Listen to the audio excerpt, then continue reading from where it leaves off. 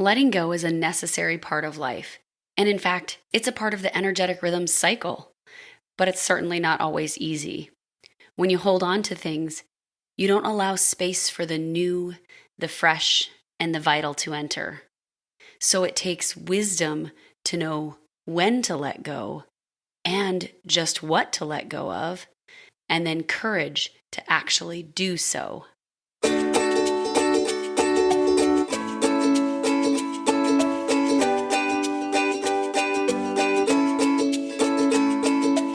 Welcome to Health, Harmony, and Happiness with Kathy. I'm your host, Kathy Stricker. I'm a state patrol wife, mama to 3 lively kiddos, a yoga teacher, certified NLP coach, and an energetic rhythms expert.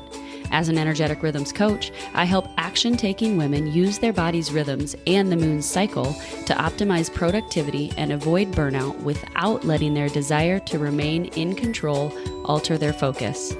And this podcast is all about doing just that and perhaps a bit more so that you can create your own path to health, harmony, and happiness. So come along with me, and may this episode serve as a nudge to discover tools that could help you on your path towards more intentional living. Enjoy the show.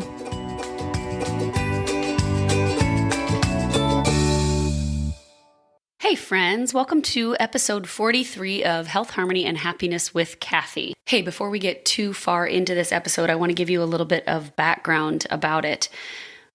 We recorded this episode way back at the end of 2020. I think it must have been October or November. I can't recall correctly, but you're going to hear some references to things from back then. Now, Pastor Dave is actually no longer my pastor. So to me, he is Dave Weesner, and he is a friend and a mentor and someone that I continue to glean wisdom from and nuggets of inspiration when I see him and when I am following him on social media.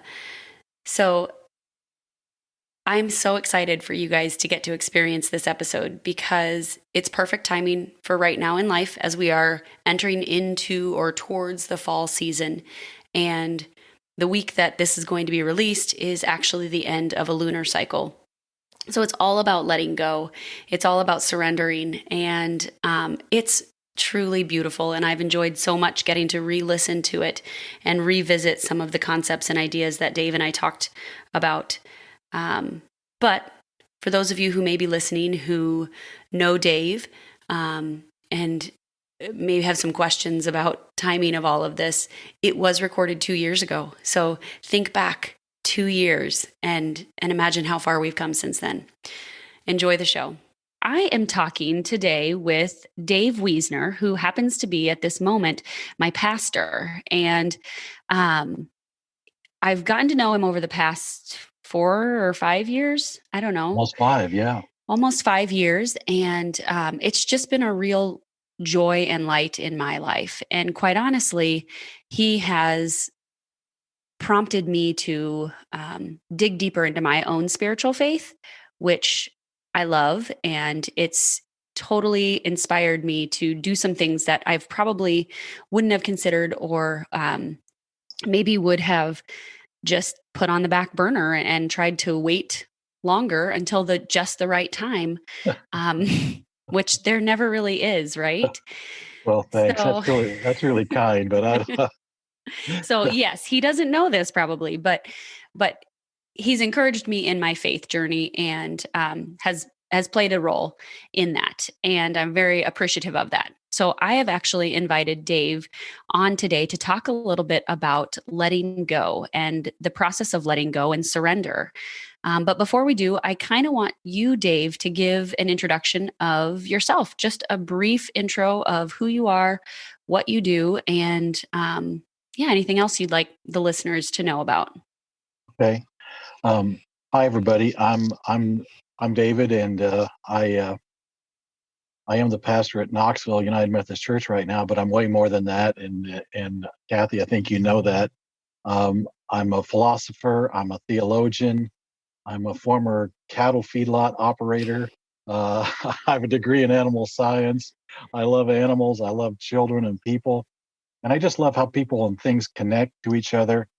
I have a deep respect and love for God and for all of nature, and I just like how things work and the systems that they work within. And so, I think many times I preach and teach out of that idea of a systems and how we're all interconnected.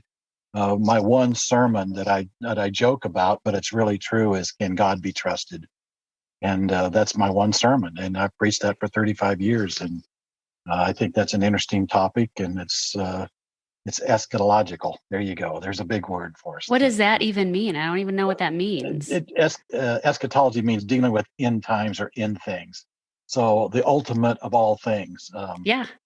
So what is your ultimate, Kathy? There's a great question, and you should be following that or chasing that all the time, somehow or another. Whatever your eschatological ending is, whatever your end times are, you should be working towards that somehow or another. But most of the It's time, we funny don't that even you know. say that because I have Yeah, this posted on my desk right here that is a question to myself that asks me and reminds me, am I living in a way that helps me get to where I want to go?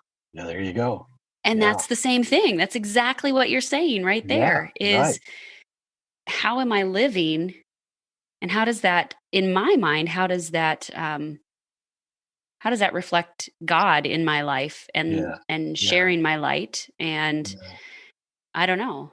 And can we That's trust a that process, Yeah. right? Can we trust the process? Can we trust the fact that we're even thinking correctly, that we're not all just a little crazy, which I think we probably are all a little crazy, Right. particularly now with the COVID and everything, but everything we're going through. Yeah. Right. Um Another thing that you just recently said in your little intro is that you just appreciate life and basically how things are all connected. And that's one of the great things that I think I've taught for a long time to my students also is the interconnectedness of everything. And that's what yoga teaches us is that everything is connected. So no matter how small or how big, they're all connected and they're all created by one source. And that everything kind of works together to to flow with life. I just was saying that's one of the things that I appreciate about you is you do understand that interconnectedness of everything, and that one little piece bumps another piece, which pushes another piece, and then everything is interconnected. Whether it's our emotional, our intellectual, our physical, it's all hooked together. Somehow we need to be aware of that and understand that. It is. It is.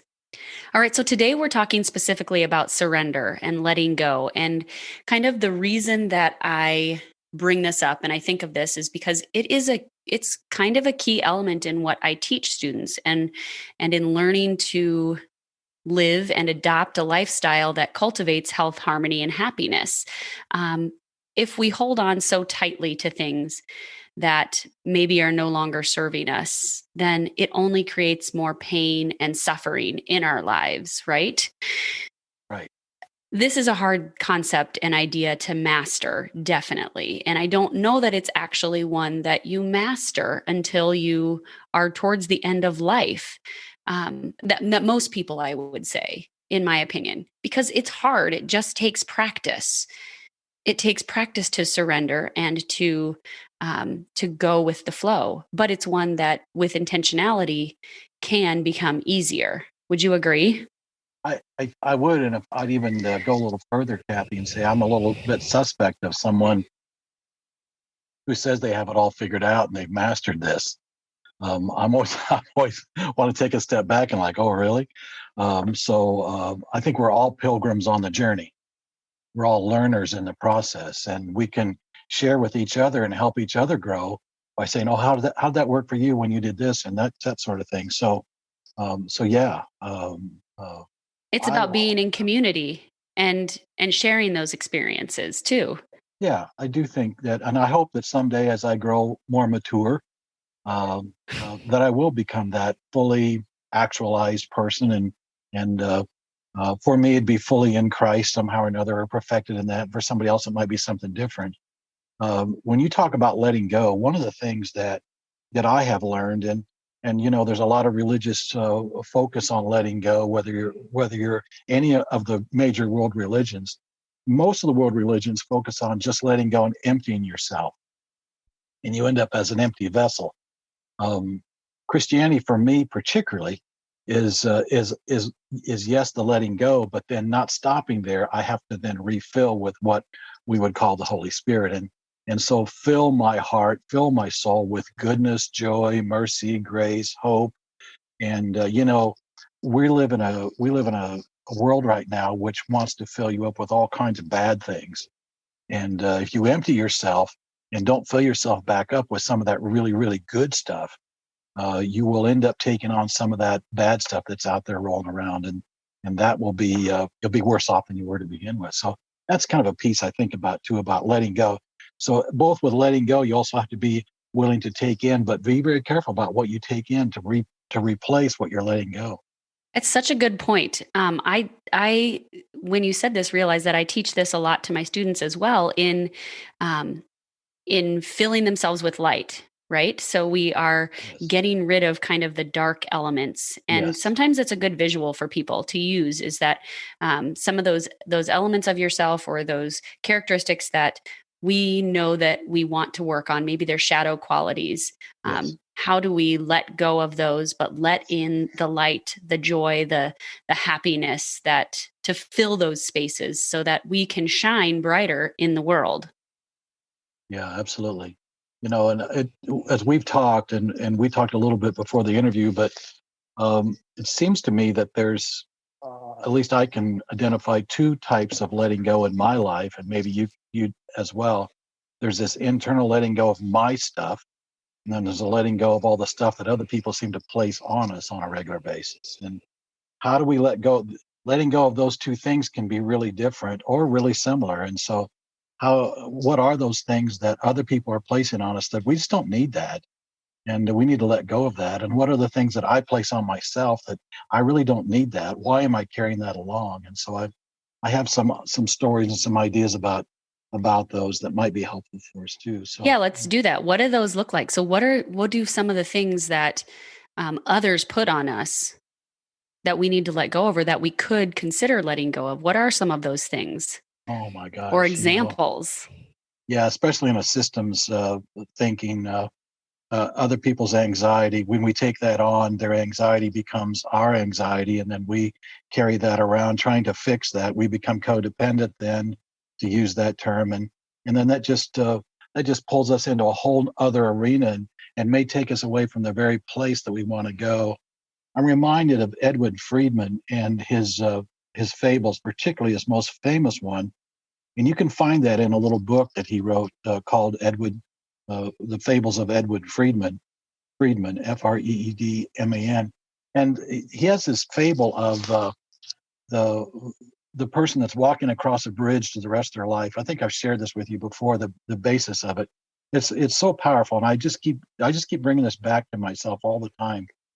And this person is walking across the bridge to the rest of their life, and all of a sudden, another person, one they know, runs up to them, and this could actually be your inner child or your inner self that does this to you, and they throw you the other end of a rope tied around their waist and jump over the edge of the bridge and yell on their way down, "Save me, save me. My life is in your hands. You can save me." And so you brace yourself, you hang onto the rope and you hold them. And then there you are. You can't move on to the rest of your life because you're stuck holding their stuff. You're stuck holding this person on the bridge to the rest of your life. And you see the rest of your life moving and you can't get there because you're busy holding on to this person, which could be yourself or could be another person. And finally, you yell down and say, "You have to start climbing the rope." And they yell back up, "Oh, no, no, it's not my job. You're going to save me. It's your job to save me." And we can see that in ourselves and in our relationships at times. Finally, the person in Friedman's fable says, "I'm going to count to three and I'm going to let go of the rope if you don't start climbing." And the person goes, "No, no, my life is in your hands." And the person on the bridge counts to three, lets go of the rope, and walks to their future. Oh my Yeah. goodness. Yeah. That's So powerful. It's so powerful. It's heartbreaking, and yet it's exhilarating at the same time, isn't it? So Yes. what are those things that we've done to ourselves, perhaps, where we've tied a rope around our own waist and thrown ourselves over the bridge and said, "Hang on, or you can't go to the future because you have to do this." or that someone in our family or in our relationships has done that to us. Yeah, Maybe I mean, you, I can think of numerous times in my yeah, life yeah. that I have done this to myself.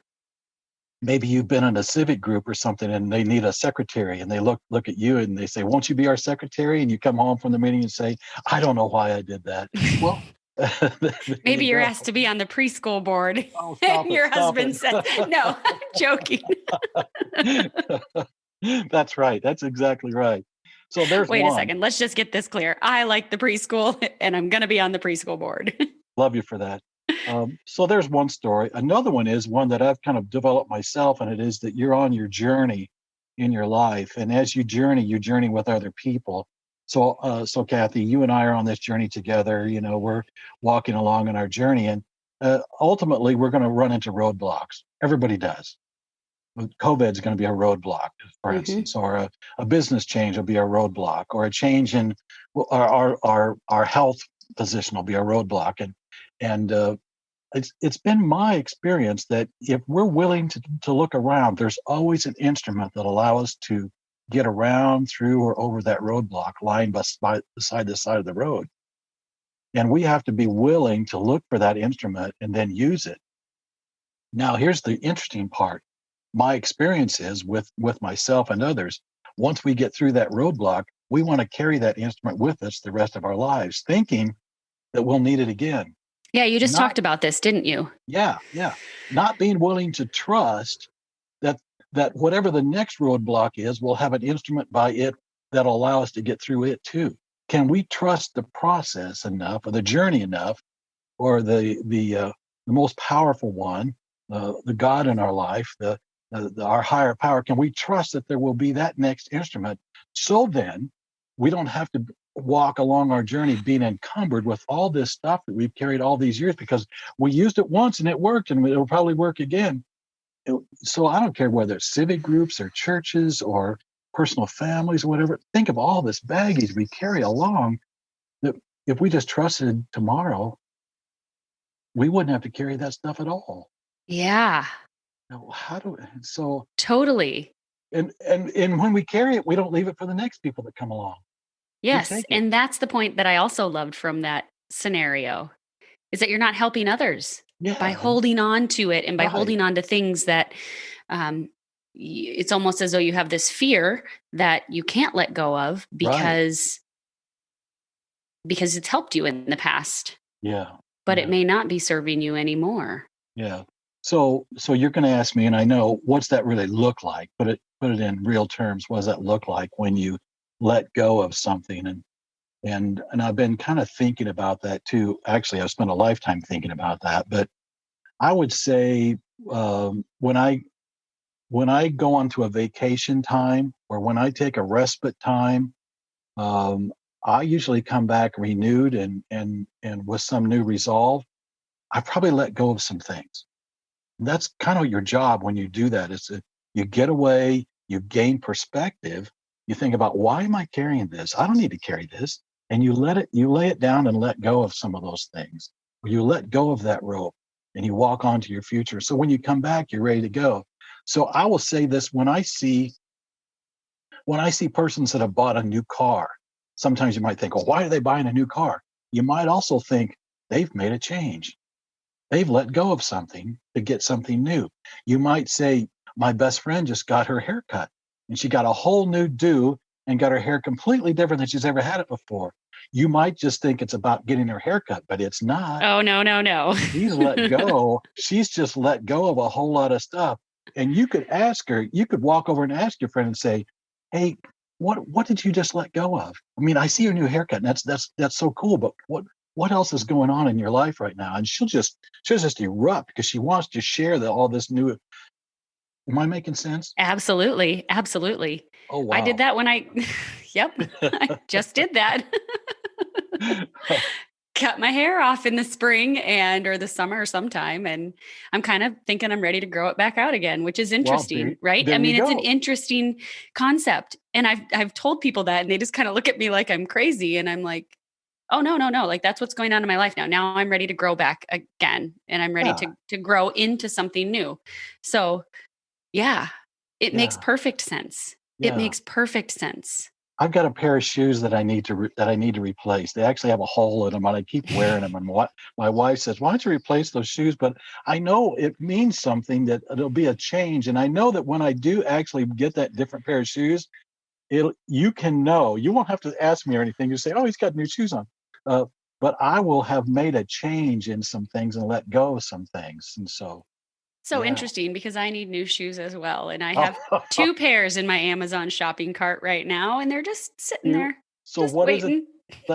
before you can buy those shoes? Something's hanging on to, So I know. I don't mean to be psychological with you here, but You're not. I love that. yeah, This is how my brain thinks. yeah, And I know it. I honestly, a know lot it. of my students look at me like, "Oh, you're good. Why are you saying that to me? You're good."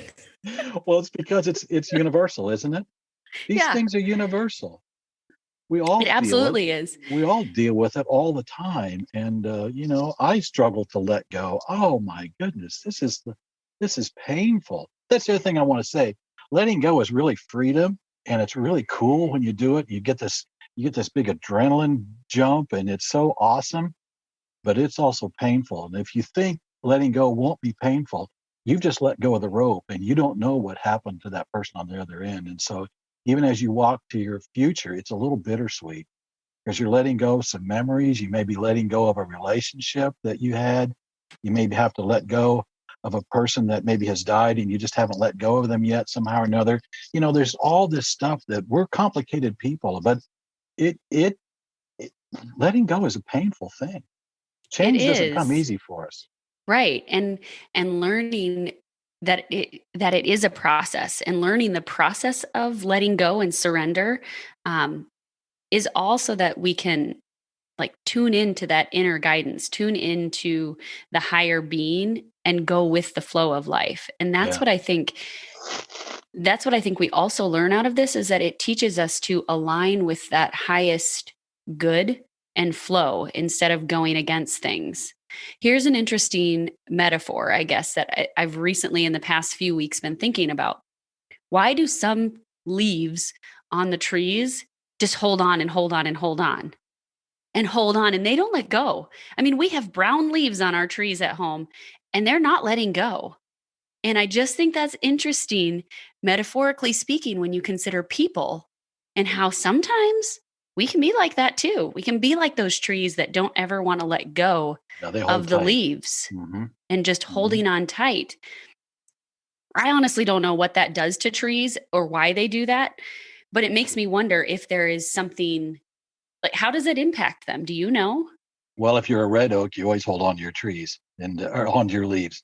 If you're a white oak, you drop them early. So I don't know, but there are differences. There are differences in trees, just like there's differences in people. And I will just say this too: that different people can hang on to things for differently than other people. And so you're going to walk to your own rhythm, and you have to find your own rhythm on when you let go or when you hang on. And it's different for everybody, just like everybody grieves differently. Everybody loves a little bit differently. Everybody comes to that in this process of letting go.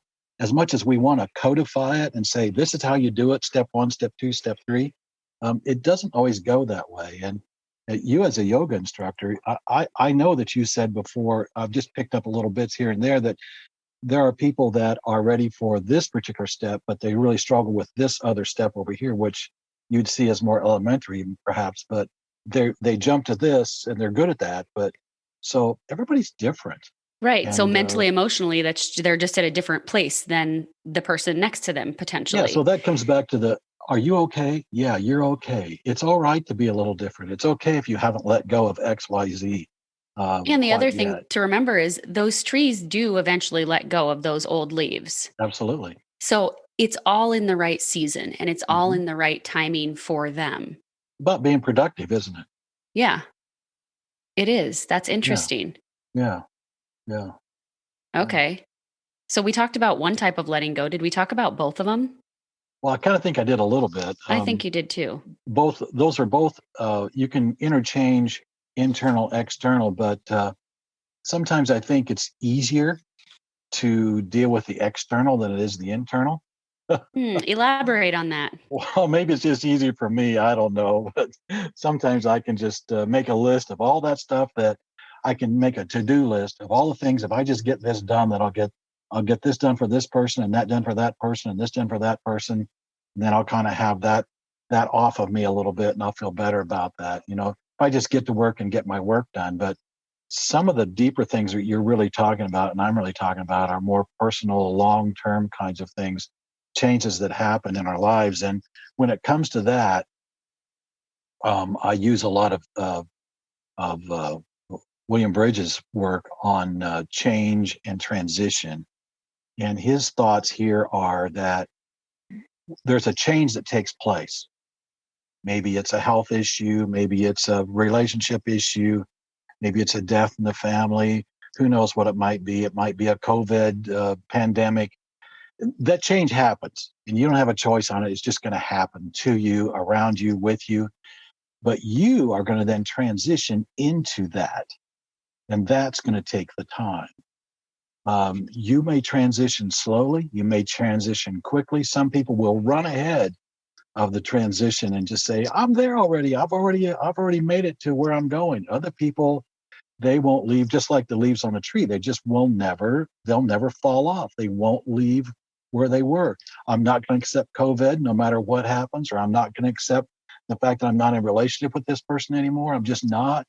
Um, or I'm running ahead and yes, I'm accepting all of this, or I'm in the middle and I'm not sure. Some days I feel like this, some days I feel like that. And so how we transition, I think, goes back to those things that we were kind of talking about earlier. What are your base values, and what are you striving for in your life, and what is your life, what's the meaning of your life, and can you trust the journey? So where's the journey headed? Where do you think the journey's headed? That's a great question to just sit and talk about and philosophize about that a little bit. Where are we headed? Where are you Yeah. headed? I think Yeah. it's interesting that you bring up transitions because what I see for the majority of people that I work with um, through yoga, transitions are the most difficult thing in Oh, their yoga absolutely. practice, in their yoga Absolutely. practice. Yeah. And Yoga. they Yeah. don't equate Yes. the movement transition to real life transitions. So I Hmm. frequently am bringing that up saying, well, how do you transition through life? Or I'll give them the affirmation, transitions are easy for me, or I transition easily and effortlessly. And by changing that mindset shift, ultimately, once they begin to pick up those transitions on their mat, somehow it is going to reflect in their life. And I know that because it's just like any sort of movement pattern. Or anything that we're doing, if you're struggling with a transition on a through something basic on a yoga mat, surely you're going to struggle through transitions in life. I think it depends on what the transition is, definitely, because some transitions are easier than others for some people. Um, And yeah, that difficult transition and change may be the very thing, the pain of that may be the very thing that I need to allow me to get to that next place. I may need the pain of that. And so many people, and myself included, I don't want the pain. And I'll push back against the pain saying, oh no, the pain threshold, I don't want to go there. But in fact, pain's not necessarily a bad thing. It tells us that's a tender area. And then when we find the pain, then we can go and we can say, now what's happening here? And why am I feeling this pain? And why is that transition difficult for me? The issue, I don't think, is the transition and the pain as much as our unwillingness to take the time to be self-aware and introspective into what I'm feeling and what's happening with me personally in my life. And I think that's where your work is so very, very, very important to absolutely. uh, to give people People the time. people that is one of the biggest things is that people don't want to take the time. You're completely right. Because it's hard and it's uncomfortable. And I Yes. like to use the uncomfortable instead of pain because, Okay. I'll, and I'll I go with use that. that with, especially with like prenatal yoga and even giving birth to children. Like that is, if I could train my brain to think of it as uncomfortableness that I'm going to go through for a short amount of time, intense uncomfortableness, Oh then my! I can I get can't to even the other imagine. side. Yeah, right? And when you think about childbirth, think of the amazing miracle that's on the other side, but you can't get there without a lot of intense uncomfortableness. But it's exactly. so beautiful on the other side. And Yeah, that's just like the transitions that we're talking about. That's yeah, just like the letting go is that, yes, it could be painful or very uncomfortable, but what's waiting for you if you can trust God and trust that you're being held in something higher than just this moment right now, it's going to be better. yeah. I totally agree. Let me throw you a curveball with that as well. And I know that once you get into childbirth or you get to that place, there's no backing away. Right, Your body exactly. goes on automatic, and you don't have a choice. You're just in for the ride. But I think there are times when the world will tell us you need to make a change, or this change is here, and you need to transition through it. And we might be able to say to ourselves, I'm not ready for that. Number one, or number two, my value system is different than the world's. Therefore, I value things differently. And this thing that you say that I need to embrace is not something for me. That's just another person that ran across the bridge and tied a rope around their waist and jumped off. Um, I need to actually hold on and not change and transition in the midst of this thing that's happening. So I kind of think, Totally. yeah, as I get older, I'm more willing to say, that's just not my thing. When I'm younger, I'm saying, hey, change is good. All change is good. How do you No, differentiate? How do you I decide? How do you well, know? that's wisdom. That's Yeah. wisdom. And I think by making mistakes. I don't think by doing everything correctly all the time. I think you Can you make tell that to Huck, mistakes. please? I would love to. Yeah, Someday that's he's going to be in therapy and he's going to call himself a recovering perfectionist. I just know well, it. Hopefully. No. well, a lot of us are, and both of those, and that's okay too, as long as we are recovering. Um, uh, but no, your family's beautiful, and I love every one of them. Oh boy. So, yeah, I don't know how you decide other than yes, making mistakes and age and time and how you respond to things and how you decide what to let go of and when to let go of it. Yeah, I think having somebody that you can bounce things against, whether it's a spouse, whether it's a special friend, whether it's a counselor, whether it's what maybe you have a sacred text that you refer back to, but something that grounds you and something that kind of keeps you held in that place. Why does the tree decide not to let go of the leaves, or why does the tree decide to let go of the leaves now at this season? Um, I think there's something, and I think as you grow, you kind of understand what it is that you're about, and what this particular season allows you or asks you to do, and you can either be compelled to follow that or kind of hold back against that a little bit. I think that's wisdom. At least I I hope it think is. so. Yeah. Mhm. Um, I thought of something else when you were talking. I don't know. I was just too present to remember now, It I happens. guess. Yeah, you'll think of it as soon as we I hang up know. the call. Yeah, I yeah, know. Um,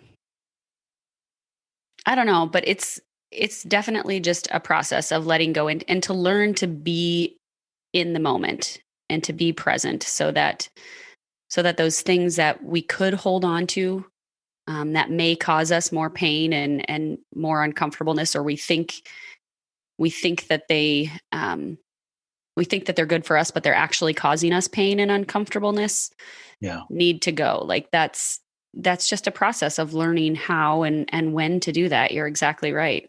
yeah.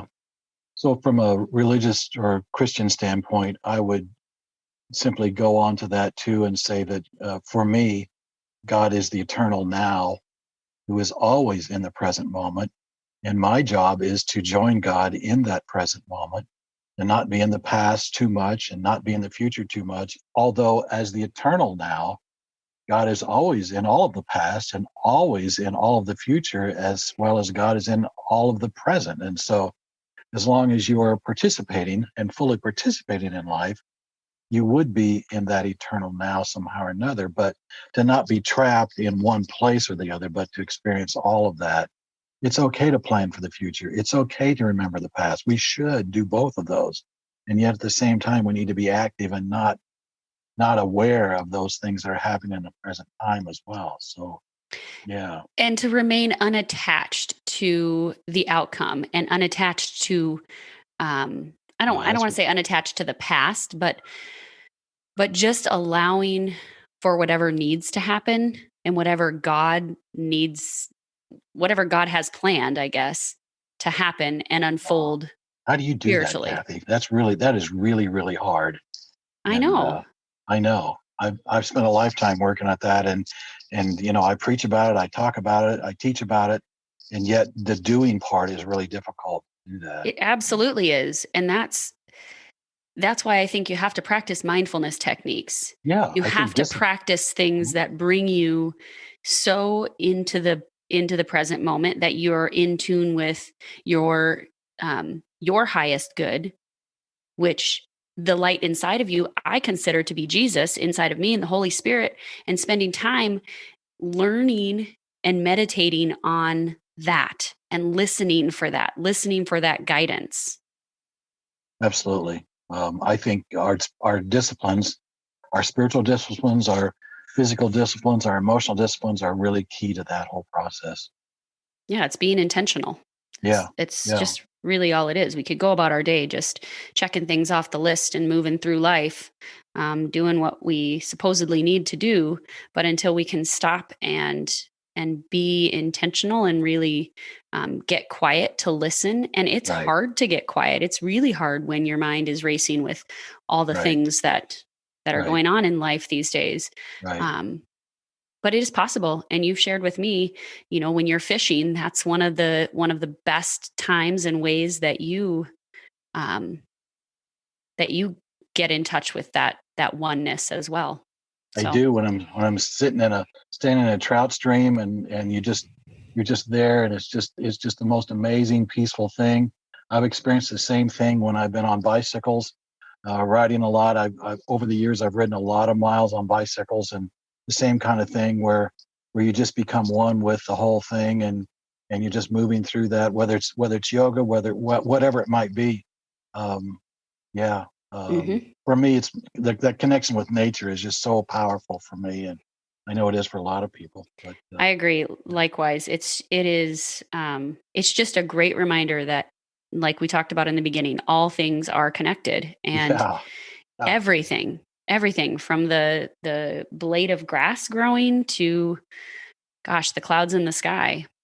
I don't know, to So, our Kathy, innermost thoughts. I believe that when we die, eschatological. Here we go, end things again. So the ultimate end things. I think that when we finally get to that point, um, and we're received into the presence of the Holy One somehow or another, in this amazing universe that we live in, I think we're all just going to be shocked, and we're all going to stand there and go like, "Oh my goodness! If I had only known how it was that we were all connected this way, I would have acted better. I would have done better. I would have been better. I would have thought better. I would have loved better. I would have cared better." And yet, we are this human being, and we're struggling to find that place. And so, yeah, I think there's way, way, way more than I think the secrets of the universe are locked up within us somehow or another. They're locked up within that tree branch that doesn't let go of the leaves. They're locked up within us, and your practice of yoga or mine of a trout stream or sitting by the pond fishing, whatever it might be, in meditation. Those things help us unlock little pieces of that. So I think those keys are really. I think all the secrets of the universe are somehow contained within us, and there's a kind of a big philosophical piece as I well. love it. I think we're such powerful creatures, and we don't even have any idea how Yes, powerful we are. yes. And yeah, and it's about learning how to get in touch with that and learning how to connect with that oneness, that So why the wouldn't we God. want to? So why wouldn't we want to? We live in a society that's just seems like they're so excited about the self and all out for their self and doing their own thing and being at the center of and being a little bit violent and a little bit uh, um, uh, out there. And I don't understand that always. I'm like, wow. Don't you see the interconnectedness here? And maybe that's maturity, maybe it's wisdom, or maybe it's just a different mindset. I don't know, or a worldview. I'm not sure. But All right. Well, I'm going to ask you a question that I ask all of my guests, and you've probably answered it in some way or another already in this segment. But how does all of this, and I mean, this is your career, so it's kind of evident already, but how does this idea of letting go, of surrender, how does that cultivate more health, harmony, and happiness in your life? that's a big question. You know it is, I and know, I know it um, is. and I'm just going to give you a real simple answer that's going to seem like I haven't thought about it much, but obviously I have, because as you said, this is my career, this has been my life. But if I can trust God, and I believe that I can in all things, then I can find peace. And you might want to think of it as a nirvana, or a place of holiness, or a place of rest, a place of perfection, whatever that might be, however you understand that. But I enter that place um, with this giving away of all that I think I have to be, and then refilling with this goodness, with love, joy, peace, grace, hope. And I become this peaceful individual who lives in harmony with my neighbor and my God, or my higher power, and even within myself. And I don't need to abuse myself. I don't need to abuse you, or my children, or my grandchildren, or the neighbors, or the person down the street. I don't need to do that, because I have no need to. Because I'm at peace with all of that. And so this whole system that we're talking about becomes a little more at peace because I'm at peace. And if you're at peace, then we become a little more within the whole system. We move the whole thing a little bit closer. Some kind of a spiritual uh, uh, signal, or a notice within our souls. And there's just a comfort level, a peace, and a hope and a joy that fills us. And I wish I could be there all the time. I'm not, but I do get there, and I am there occasionally, and it's wonderful when I'm there. And yeah, Awesome. Yeah. Okay, one final question. What's sure. one thing that you're doing right now to be more mindful? Uh, I mean, well, there's a lot that we're honestly doing with COVID, but one thing you yourself um, to just invite mindfulness into your life. well, um, I've made a decision to change, and you know about this. And I've shared with my church that I've made a decision to change my life. And for the last 35 years, I've been the pastor. And next June, I'll no longer be a full-time pastor in the United Methodist Church. I've decided to retire. And the focus is not to retire to nothing, but the focus is to retire then to my spouse, to my children and grandchildren, my 14 grandchildren, and to retire into this idea of mindfulness. And so there's some woodworking in my future that I'm really excited about. I have all 10 fingers at this point. I want to keep those, but uh, Knock uh, on wood. yeah. And so there's a little more trout fishing that's going to happen, and those kind of things. But it's a real definite change away from being concerned about what my career or my job requires of me, and what does my God require, and what do I feel within my heart that. So I'm moving into a new season of my life, and I'm making that change. And it's both exhilarating and scary, and it's sad and it's fun. And so it contains all those things. And so And it's a that really, transition. it's a transition. The change has been announced. Now I have to transition my life and my heart into that. And so, yeah. So that, for me, that's kind of a heavy duty one, but yeah. that's it. That's what I'm doing right now, and it's rocking my world, So yeah, That's awesome. It's awesome. Just congratulations on making that decision and on doing that, because it is going to invite the opportunity for you to be more mindful, not only towards your family, but also in things and projects that you really enjoy doing, yeah, and you don't have the stress weighing over you of the career that you have been carrying, right, that requires you to be connected with so many others and be a right. listener, So be an ear, be that person that, as a congregation, we tend to lean on, or ask for advice, or ask to be on podcasts, whatever it may be. I think I'm going to miss some of that. I mean, so I might do some writing. I've got a lot of writing that maybe I just need to somehow keep that whole thing flowing a bit. So I don't know. I may do some spiritual discernment for folks or with folks, or do some spiritual leading.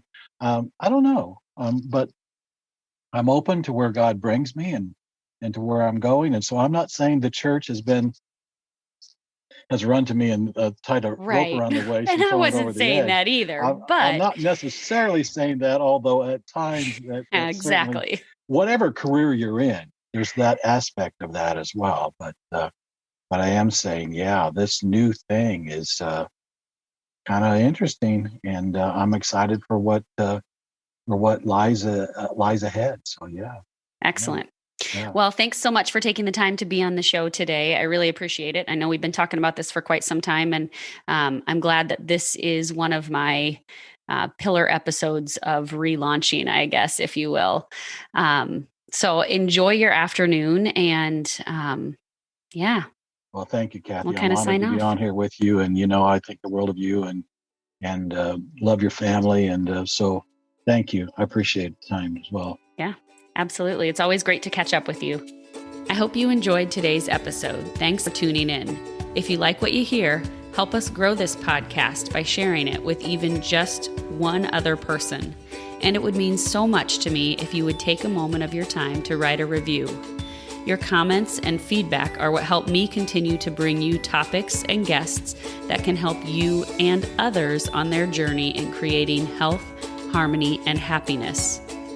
Remember to head on over to CairnYogaWellness.com to get the show notes and links from today's episode. Follow me on Facebook and Instagram at Cairn Yoga Wellness, and to continue connecting with more resources that could help you enhance health, harmony, and happiness in your own life, subscribe to this podcast. Thanks again for listening.